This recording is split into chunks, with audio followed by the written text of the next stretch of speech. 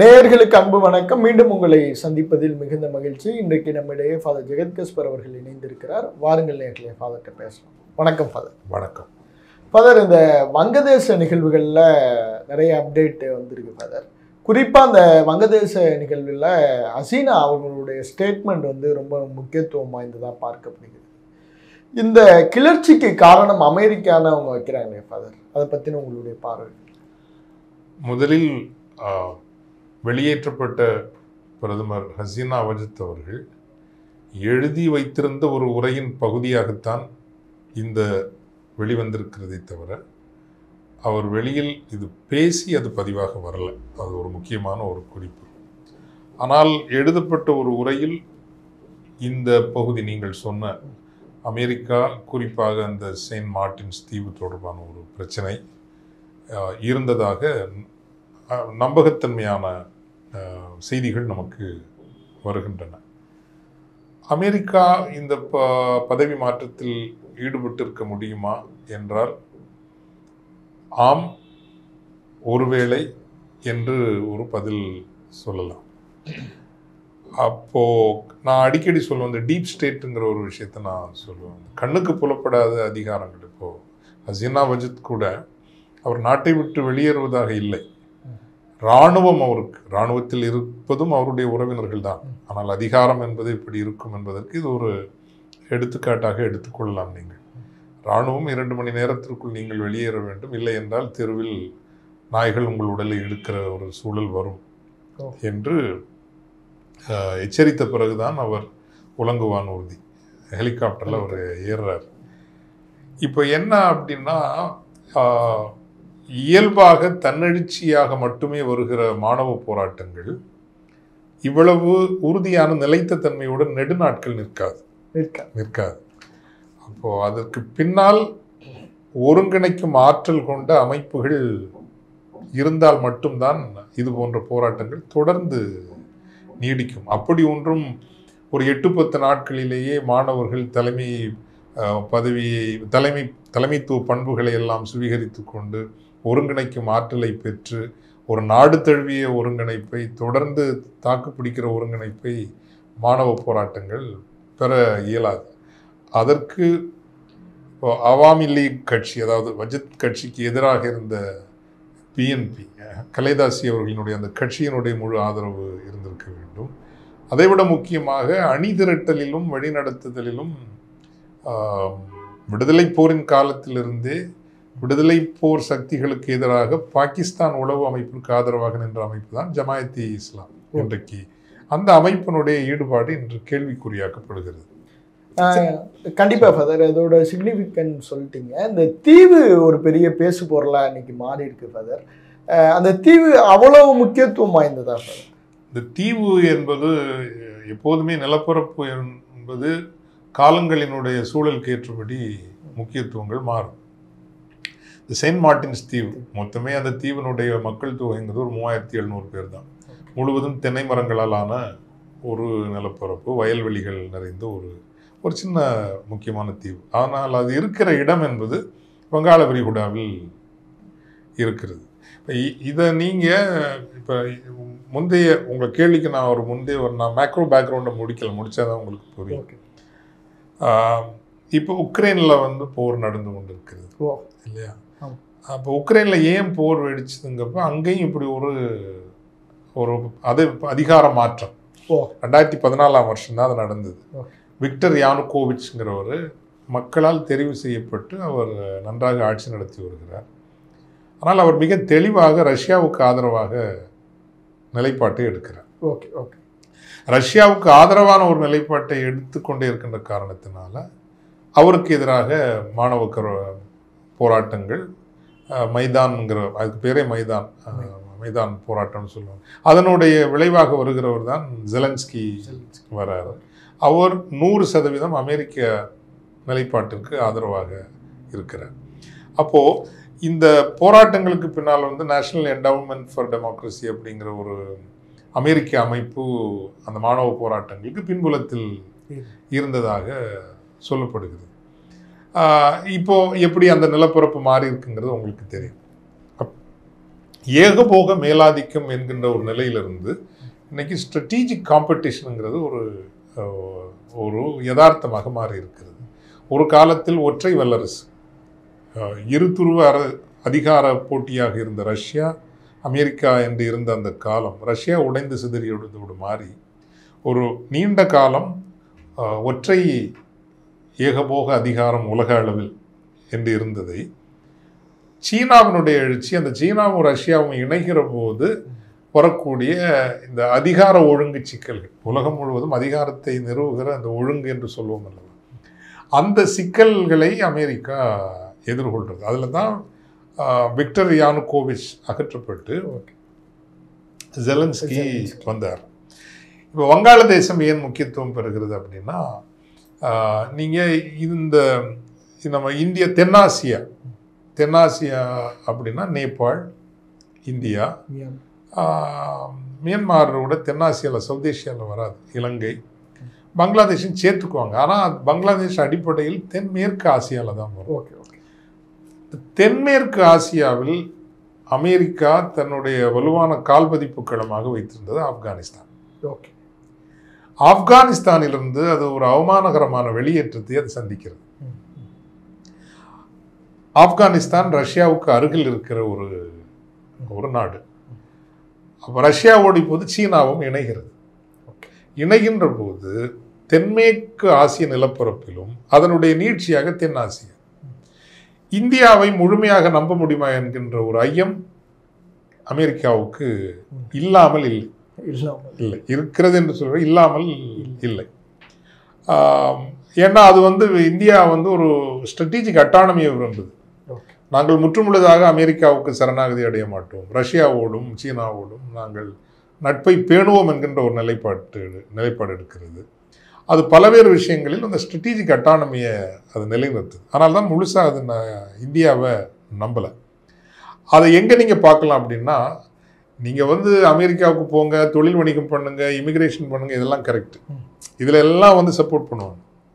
ஆனால் இந்தியாவினுடைய deep states, இந்தியாவினுடைய டீப் ஸ்டேட் எப்படி சிஐஏ, கேஜிபி மாதிரி இந்தியாவுடைய டீப் ஸ்டேட் கனடாவில் அந்த ஒரு படுகொலை நிகழ்த்திய போதும் அமெரிக்காவில் ஒரு படுகொலை நிகழ்த்துவதற்கு ஒரு சீக்கியர் அதில் அவங்க எடுத்த நிலைப்பாட்டை நீங்கள் டீகோட் பண்ணி, என்னன்னா இது ஒரு விஷயமா ஒரு அதை கண்டு காணாமல் விடலாமேன்னு தான். ஆஃப்டர் ஆல் ஒன், அதில் எவ்வளவு தெளிவாக இருந்தாங்க, ஜீரோ டாலரன்ஸ். அப்போ நீங்கள் தொழில் பண்ணீங்க, வணிகம் பண்ணீங்க, பட் ஸ்ட்ராட்டஜிக் பவர் பிளேக்கு நீங்கள் வந்தீங்கன்னா உங்களை நாங்கள் எங்கே நிறுத்தணுமோ அங்கே நாங்கள் நிறுத்துவோம். போதா குறைக்கு இந்தியா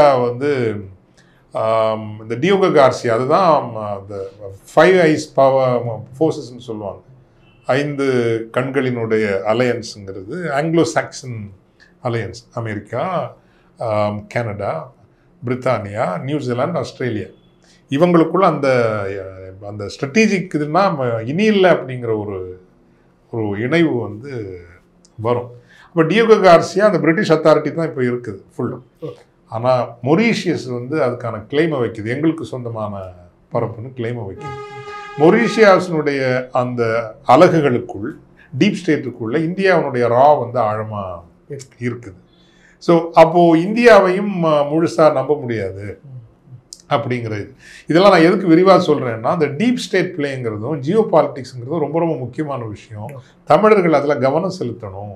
ஜியோ பாலிட்டிக்ஸ், ஜியோ இக்கானமிங்கிற இதிலெல்லாம் கவனம் செலுத்தலைன்னா நம்ம எல்லாம் இந்த அறகுற குருடர்களாக நம்மளோட ஒரு ஸ்டூபிட் ஃபிஷஸ்ன்னு சொல்லுவாங்க, அந்த முட்டாள் மீன்களை போல நம்ம எதிரிகளுடைய தூண்டிலுக்கு ஒரு காலத்தில் ஆளாகி கொண்டே இருப்போம். நல்லா சொல்கிறேன். அப்போ ரெஜீம் சேஞ்ச் எல்லாம் எப்படி அல்லது நாடுகளினுடைய எல்லைகளை மாற்றுவாங்க அப்படிங்கிறதுக்கு இந்த கிழக்கு திமோர் ஒரு பெரிய உதாரணம். கிழக்கு திமோர் போராட்டம் நான் முன்பே பலமுறை சொல்லியிருக்கிறேன். இராணுவ ரீதியாக தோற்கடிக்கப்பட்ட ஒரு போராட்டம் இந்தோனேஷியாவுக்கு எதிராக. அங்கே உள்ள போராட்டத்தையும் போராட்டக்காரர்களையும் அந்த மக்களே மறந்து போயிருந்தார்கள், உலகம் மறந்திருந்தது.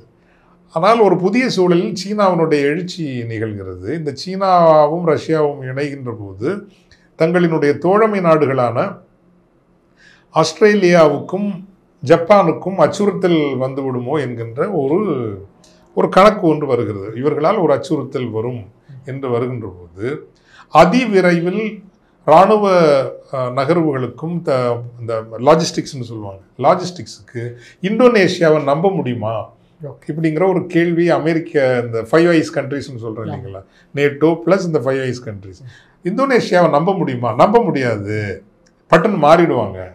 அப்படிங்கிறப்ப என்ன பண்ணலான்னா புதிய ஒரு நிலப்பரப்பை ஒரு புதிய நாடாக உருவாக்குங்கிற முடிவை அமெரிக்கா அந்த கூட்டணி எடுக்கிறாங்க. ஓகே, காணாமல் போயிருந்த மறக்கப்பட்டிருந்த ஈஸ்ட் திமோர், கிழக்கு திமோர் விடுதலை போராட்டத்தினுடைய நாயகன் ஜனானோ குஸ்மாவோங்கிறவரை கண்டுபிடிச்சி அவருக்கு ஷேவ் பண்ணி எல்லாம் முடிவெட்டி திருத்தி அவரை எல்லாம் சோப் போட்டு கழுவி அவருக்கு நோபல் பிரைஸையும் கொடுத்து அவர் பெரிய ஒரு ஹீரோ ஆக்கிடுறாங்க.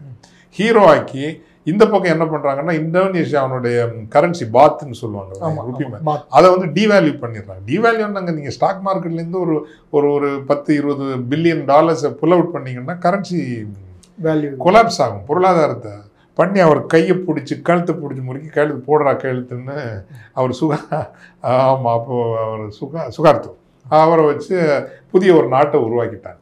ஸோ ஒரு நாட்டை உருவாக்குதுன்றதெல்லாம் அவ்வளோ ஒன்றும் கஷ்டமான விஷயமெல்லாம் இல்லை. வல்லமை மிக்கவர்கள் இணைந்து முடிவு செய்தார்கள் என்றால் ஒரு நாட்டை எளிதாக உருவாக்கி விட முடியும். இந்தியாவை சிதறடிக்க வைக்க முடியும், அவங்க வைக்க முடியாதெல்லாம் சொல்ல முடியாது. நீங்கள் அந்த பக்கம் சீனாவுக்கும் ஆப்கானிஸ்தானுக்கும் பாகிஸ்தானுக்கும் கணக்காட்டி விட்டு நீ இறங்குங்கடா கான்டினென்டலில் அருணாச்சல் பிரதேசத்துலேயும் அப்படி வந்து மிலிட்ரி வைஸ் புஷ் பண்ணுங்கள்.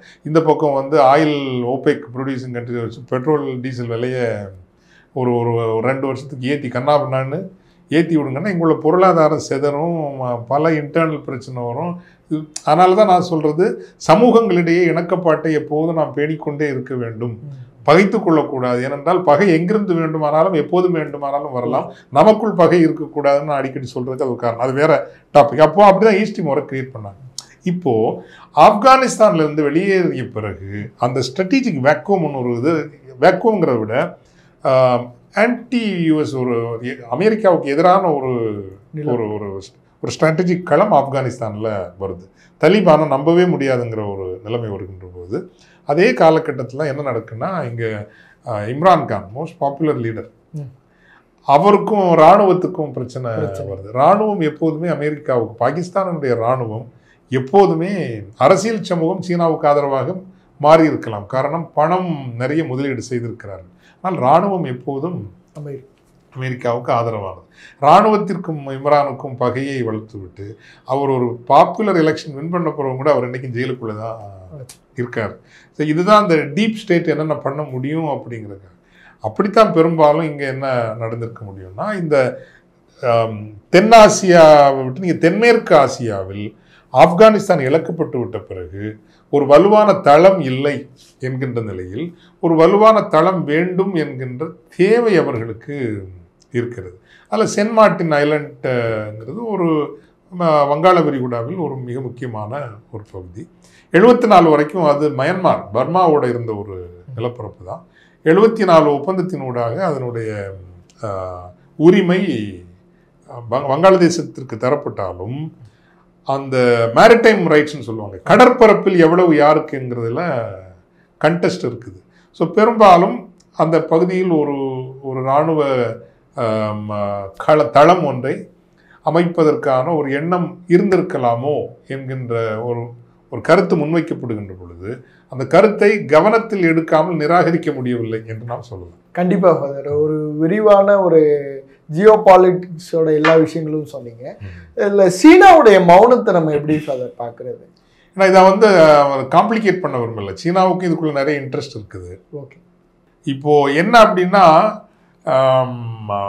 இவங்க அமெரிக்காவனுடைய இது இருக்கக்கூடிய பெனட்ரேஷன் பவருங்கிறது சீனா இப்போ தானே கேமுக்கே வந்திருக்குது. சீனா இப்போ ஆப்பிரிக்க நாடுகள்லையோ அரபு வளைகுடா நாடுகள்லையோ அது தன்னுடைய கண்ணுக்கு தெரியாத அதிகார நரம்புகளை நீட்சி செய்வது என்பது கடந்த ஒரு 20 ஆண்டுகளில் தான் நடந்திருக்கிறது. அமெரிக்காவை பொறுத்தவரையில் அது 70-80 ஆண்டுகள் அது பழக்கப்பட்டு விட்டது, நன்றாகவே வேரோடி விட்டது. அதற்கான நிறுவனங்களையும் அது உருவாக்கி இருக்கிறது. இப்போ நீங்கள் சரத் பொன்சேகா மாதிரி ஒருத்தர்னா இவங்க அமெரிக்க இராணுவ அகாடமியில் போய் படிச்சிருப்பாங்க, அவங்க ட்ராவல் பண்ணியிருப்பாங்க. அந்த உறவு வலைப்பின்னல்கள் அப்படிங்கிறதெல்லாம் ரொம்ப ஸோ இது வந்து இப்போ உன்னிப்பாக கவனிக்கிறது. இந்தியாவுக்கு வந்து ஒரு வகையான இருதலை கொள்ளி எறும்பு நிலைப்பாடு தான். முழுமையாக வங்காளதேசத்தை பகைக்கவே முடியாது.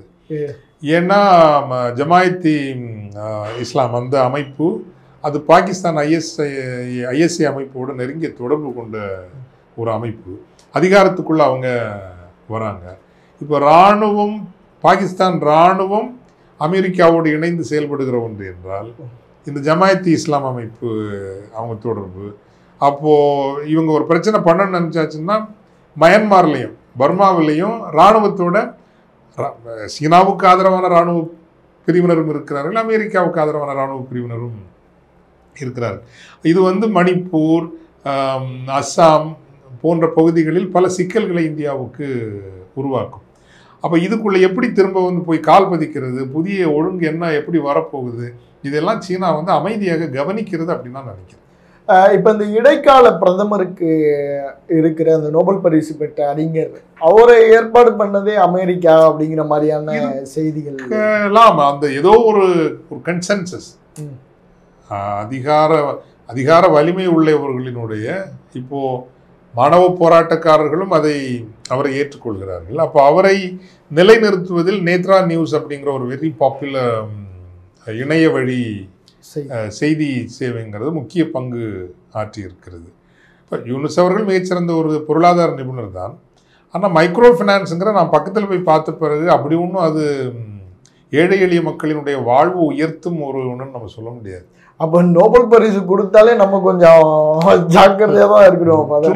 அப்படின்னா நீ வங்காரி மத்தாய், மியான்மாரினுடைய ஆங் சான் சூச்சி, அல்லது நெல்சன் மண்டேலா, மகத்தான மனிதர்கள் பலருக்கும் அமைதிக்கான நோபல் பரிசு. அதனால் முற்றுமுழுதாக நம்ம அப்படி நிராகரிக்க வேண்டிய தேவையில்லை. இருந்தாலும் இந்த இடத்துல வந்து அவரை முழுதாக இப்போ நேத்ரா நியூஸ் வந்து அவரை ரொம்ப ரொம்ப நேரட்டிவை வந்து பில்ட் பண்ணியிருக்காங்க. அந்த நேத்ரா நியூஸுக்கும் அமெரிக்காவினுடைய சில அமைப்புகளுக்கும் தொடர்பு இருப்பதாக சொல்லப்படுகிறது. நம்மகிட்ட தரவுகள் இல்லை, அதனால் அதை நம்ம வந்து தெளிவாக சொல்ல முடியல. ஆனால் எப்படி இந்த மாணவ போராட்டக்காரர்கள் அவரை ஏற்றுக்கொள்கிறார்கள், எவ்வாறு ஒரு லிபரல் இவரை வந்து ஜமாயத்தி இஸ்லாம் போன்ற அமைப்புகள் ஏற்றுக்கொள்கின்றனங்கிறப்போ கண்ணுக்கு தெரிகிற தோற்றத்திற்கு பின்னால் இன்னும் பல கன்னிகள் இருக்கின்றன. கன்னி வெடிகளை விட கன்னிகள் இருக்கின்றன என்பது மட்டும் நமக்கு தெரியுது. கண்டிப்பாக ஃபாதர். இப்போ இதில் வந்து இந்திய உளவுத்துறையினுடைய ரோல் அது வந்து ஹசீனாவை அவங்க சரியாக கைட் பண்ணலையோ ஃபாதர்? ஆமாம், இப்போ இந்திய உளவுத்துறை அப்படிங்கிறது அது எனக்கு சரியாக சொல்ல முடியல. உதாரணமாக நம்ம இலங்கையை எடுத்துக்கலாம். வந்து ராஜபக்சேக்கள் எல்லை மீறி போய்விட்ட பிறகு இவர்களை பதவி நீக்கம் செய்ய முடிந்தது, அதெல்லாம் முடிஞ்சது. ஆனால் தமிழீழ விடுதலை புலிகள் அங்கு கட்டுப்பாட்டில் இருக்கின்ற வரை ஒரு சீனாக்காரன் உள்ள வர முடிஞ்சதா? ஒரு சீனாக்காரன் வர முடிஞ்சதா? முடியல. ஒத்த சீனாக்காரன் வர முடியல. இன்னைக்கு நாட்டில் வந்து அதிகாரத்தில் பாதி அவங்க சீனா தானே இருக்காங்க. அல்லது தமிழீழ விடுதலை புலிகள் கட்டுப்பாட்டில் இருக்கிறவரை மாலத்தீவை சீனர்களால் கட்டுப்பாட்டில் கொண்டு வர முடிஞ்சதா? முடியலையே. ஏன்னா இப்படி தமிழீழ விடுதலை புலிகளை பொறுத்த அச்சம், அவங்க வந்து ஒரு பெரிய மேரிடைம் பவர். அப்போது புத்திசாலித்தனமான ஒரு இந்திய டீப் ஸ்டேட்னா என்ன பண்ணியிருக்கணும், அவங்கள நம்ம அழிக்கக்கூடாது. அப்படியே நம்ம பண்ணியிருந்தாலும் மட்டுப்படுத்தப்பட்ட ஒரு அதிகாரமாகவது வைத்திருக்க வேண்டும் அப்படின்னு தான் நினச்சிருக்கணும். ஆனால் புதுடில்லி அந்த டீப் ஸ்டேட்டில் இருக்கிறவங்க அத்தனை பேரும் உயர் சாதிக்காரர்கள். இன்னைக்கு இருக்கிறவங்க வந்து முக்கால்வாசி ஆர்எஸ்எஸ் சார்புடையவங்க. அவங்களுக்கு இந்தியாவினுடைய நலன்களா, தமிழர்கள் அழிய வேண்டுமா, இந்தியாவினுடைய நலன் பாதுகாக்கப்பட வேண்டுமா என்றால் முதல்ல அவங்க கண்ணில் வந்து நிற்கிறது தமிழர்கள் அழியணும். இஸ்லாமியர்கள் அழிய வேண்டுமா, இந்தியாவினுடைய நலன் பாதுகாக்கப்பட வேண்டும் என்றால் இஸ்லாமியர்கள் அழியணும். இதுதான் அவங்களுடைய வார்ப்பு, வளர்ப்பு, அச்சு, அடித்தளம் எல்லாமே வந்து இந்த தமிழர் வெறுப்பு. இல்லைன்னா இப்படி நீங்கள் அழிச்சிருப்பீங்களா? இப்போ கேட்கலாம், அப்போ காங்கிரஸ் தானே இருந்துன்னு நீங்கள் கேட்கலாம். டீப் ஸ்டேட் என்னைக்குமே உயர் சாதியம் தான். உயர் சாதியம் என்பது ஆர்எஸ்எஸ். காங்கிரஸுக்குள்ளும் ஆர்எஸ்எஸ் உண்டு. இது நல்லா ஞாபகம் வச்சுங்க. நான் முன்னாடியே சொல்லியிருக்கிறேன், காங்கிரஸுங்கிறது ஆர்எஸ்எஸோட வாடகை வீடாக இருந்தது. சொந்த வீடு கட்டின பிறகு தான் பிஜேபிக்கு அவங்க வந்தாங்க. காங்கிரஸுக்கு உள்ளதான் அது வந்து விடுதலை போராட்டம் முடிஞ்சு சுதந்திரம் பெற்றதுலேருந்து பதவிக்கு வர்ற வரைக்கும் அந்த வாடகை வீட்டுக்குள்ளே தான் அவங்க இருந்தாங்க. ஏன்னா ஸோ அப்போ இதுலேருந்து இன்னைக்கு வந்து மாலத்தீவு, சீனா, இது இலங்கையில் சீனாவினுடைய ஆதிக்கம் வளர்ந்துருக்குல்ல. எப்படி இந்தியாவுடைய டீப் ஸ்டேட் அதை விட்டுது? இப்போ நான் ஒரு டீப் ஸ்டேட்டினுடைய ஒரு ஆஃபீஸராகவோ ஒரு இயக்குனராக இருப்பேன்னா நீண்ட கால அளவில் நமக்கு எதிரி யார்? தமிழர்களா இல்லை இந்த சீனாக்காரர்களா? சீனாக்காரர்கள் நம்ப முடியாது. அல்லது கிழக்கு இலங்கையில் பாகிஸ்தானுடைய ஐஎஸ்ஐ அமைப்பு வந்து புலிகளுடைய காலத்தில் உள்ள கால் வைக்க முடியல, கால் வைக்க முடியாது, அப்படி வச்சுருந்தாங்க. இன்றைக்கி வந்து ஃப்ரீயாக ஆப்ரேட் பண்ணுறாங்க. இல்லைன்னா தமிழ்நாட்டுக்குள்ளே இதெல்லாம் இவ்வளோ கஞ்சா வருது, போதைப் பொருள் வருது, எப்படிங்க வருது? ஆக இந்தியன் டீப் ஸ்டேட்டை பொறுத்த வரைக்கும் இன்றைக்கி வந்து ஒரு ஆர்எஸ்எஸ் இன்ஃப்ளூயன்ஸ்ட் டீப் ஸ்டேட். அது வந்து ஒரு நாட்டு நலனை மட்டுமே கருத்தில் கொண்டு தொலைநோக்குடன் செயல்படுகிற ஒன்றாக எனக்கு தெரியல. ஸோ அங்கே வந்து ஒரு வகையில் இந்தியாவை நான் உண்மையிலேயே பாராட்டுறேன். நட்பாக நின்ற ஹசீனா வஜித்துக்கு அவங்க அடைக்கலம் கொடுத்துருக்காங்க. இது வந்து பிரதமர் மோடி அவர்களையும் நான் பாராட்டுகிறேன். உண்மையிலேயே அவங்கள வந்து அனாதையாக விடலை. பெரும்பாலும் இந்தியாவில் வந்துட்டு இங்கேருந்து யூகே அல்லது கத்தாருக்கு போகலாம் அப்படிங்கிற ஒரு எண்ணத்தில் தான் வந்திருப்பாங்க. என்ன காரணத்தினாலும் யூகே வேணான்னு முடிவெடுக்குது. அது என்ன பின்புலன்னு இன்னும் நான் அது படித்து அறிஞ்சிக்கலை. இன்னும் கத்தார் கூட ஓகே சொல்லலை. அப்போ அவங்கள அவமானப்படுத்தாமல் அவங்க நல்லா வச்சுருக்காங்க. அந்த வகையில் நல்லவங்களோ கெட்டவங்களோ நமக்கு நட்பாக இருந்தவங்களோ நம்ம விட்டு கொடுக்கக்கூடாது. அதுவும் குறிப்பாக ஆபத்து காலத்தில் அவர்களை விடக்கூடாது. ஸோ அந்த வகையில் ஆனால் இந்தியாவினுடைய அந்த டீப் ஸ்டேட்டுங்கிறது தொலைநோக்குடன் இயங்கி இருக்கிறதான்னா உறுதியாக இயங்கலை. ஒரு இந்தியாவினுடைய உள்துறை அமைச்சர் அமித்ஷா, வெளியுறவுத்துறை அமைச்சர் எல்லாரும் சொல்கிறாங்க அங்கே இருக்கிற சிறுபான்மையினருக்கு ஒரு பெரிய அச்சுறுத்தல் இருக்கதா சொல்லுது. ஆனால் சில செய்திகளை நம்மால் பார்க்க முடிகிறது. அங்கே இருக்கிற கிறித்துவர்கள், அங்கே இருக்கிற இந்துக்கள் சர்ச்சை பாதுகாக்கிறாங்க, அது மாதிரி மசூதியை பாதுகாக்கிறாங்க அப்படிங்கிற மாதிரியான செய்தி. இந்த முரண்பாடை ஏன் அதை தொடர்ந்து விதைச்சிக்கிட்டே இருக்காங்க? இதில் ஒரு சமநிலை நோக்கோடு பார்க்க வேண்டும். இந்தியாவினுடைய அலப்பறை ஊடகங்கள், உண்மையிலேயே மதிப்பிற்குரிய ஊடகங்களாக இருந்த என்டிடிவி இவையெல்லாம் கூட அதானி வசம் போன பிறகு அலப்பறை, அது இந்தியா டுடேவாக இருக்கட்டும், CNN நியூஸ் 18 இருக்கட்டும், எல்லாமே வந்து அலப்பறை ஊடகங்கள். இதை வந்து இந்தியாவிற்குள்ளும் அந்த இஸ்லாமியர் அல்லாத அந்த இடைவெளியை உருவாக்குவதற்கான மிகப்பெரிய பரப்புரையாக செய்கிறார்கள். அங்கு தாக்குதல்கள் நடந்திருக்கின்றனவா என்றால் நடந்திருக்கின்றன. அதற்கு முக்கிய காரணம் என்னன்னு பார்த்தீங்கன்னா, வங்காளதேசத்திலிருந்து அஸ்ஸாமிலும் மேற்கு வங்கத்திலும் அகதிகளாக வந்தவர்களே நம்ம CAA சட்டம் கொண்டு வந்தாங்கல்ல, அவங்களுக்கு தரப்பட்ட அந்த சிரமங்களும் இன்னைக்கும் வந்து லட்சக்கணக்கானவை. நம்ம அதை மறந்துடக்கூடாது. அங்கே தாக்குதலை நடந்ததா நடக்கலையான்னு கேட்டால் நடந்திருக்கிறது. அதை நம்ம வன்மையாக கண்டிக்கணும். அங்கு இருக்கக்கூடிய சிறுபான்மை மக்களுக்கு, அவர்கள் இந்துவாக இருந்தாலும் கிறிஸ்தவர்களாக இருந்தாலும் இறை நம்பிக்கை இல்லாதவர்களாக இருந்தாலும் அவர்களுக்கு குறிக்கிய பாதுகாப்பு உறுதி செய்யப்பட வேண்டும். அவர்கள் மீதான தாக்குதலை கட்டமைத்தவர்கள் தண்டிக்கப்பட வேண்டும். அப்படிங்கிறது தெளிவான தாக்குதலில் நடந்திருக்கிறது. நடக்கலைன்னு சொன்னால் அது உண்மையான நிலைப்பாடு அல்ல. இலக்கு வைக்கப்பட்ட, குறிவைக்கப்பட்ட தாக்குதல்கள் இந்து கோயில்கள் மீதும் சில கிறிஸ்தவ தேவாலயங்கள் மீதும் நடந்திருக்கிறது. ஆனால் அதற்கான பின்புலம் என்னன்னு பார்த்தீங்கன்னா, இங்கே வந்து அஸ்ஸாம்லேயும் மேற்கு வங்கத்திலையும் ஏனைய பகுதிகளிலையும் வங்காளதேசத்திலிருந்து வந்த இஸ்லாமிய மக்களுக்கு இழைக்கப்பட்ட அநீதிகளும், 2 தலைமுறைகளாக வாழ்ந்து விட்டவர்களை கூட இன்று அகதி முகாம்களில் கொண்டு வந்து வைத்திருக்கிற உங்கள் அராஜகமும் இல்லையா, உங்கள் அராஜகமும் அதற்கான எதிர்வினை வராமல் இருக்குமா? நம்ம நியாயப்படுத்தவே இல்லை.